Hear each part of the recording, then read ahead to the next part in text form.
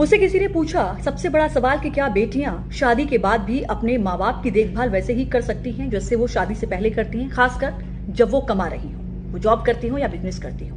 क्योंकि शादी के बाद तो ये कहा जाता है कि लड़की का जो भी होता है वो ससुराल वालों का हो जाता है। ऐसे में सवाल उन पेरेंट्स के लिए बहुत बड़ा हो जाता है जिनके पास बेटे नहीं सिर्फ बेटियां हैं। शादी करने के बाद आखिर उनका ख्याल कौन रखेगा।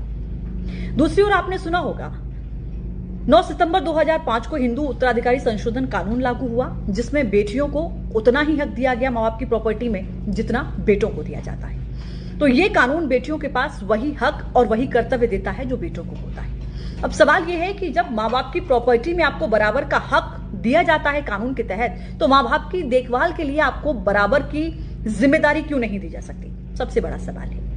दूसरा, आपको समझना होगा धारा 125A दंड प्रक्रिया संहिता 1973 ये कहता है कि अगर बच्चे सक्षम हैं माँ बाप का खर्चा उठाने के लिए, उनकी देखभाल करने के लिए, और फिर भी अगर वो ऐसा नहीं करते हैं तो फिर कोर्ट और न्यायाधीश सबूतों के आधार पर ऐसे बच्चों को अपने माता पिता को मासिक भत्ता देने का आदेश दे सकते हैं। तो अब तक जिन बेटियों के पैरों में वो बेड़ियां डाली जाती ससुराल की ओर से कि आपकी शादी हो गई, माँ बाप की देखभाल नहीं कर सकती हैं, उनको ये पता होना चाहिए कि अगर आपको कर्तव्य मिला है, आपको अधिकार मिला है, तो आपकी जिम्मेदारी भी माँ बाप के प्रति उतनी ही हो जाती है जितनी कि बेटों की होती है। वीडियो को शेयर जरूर कीजिए।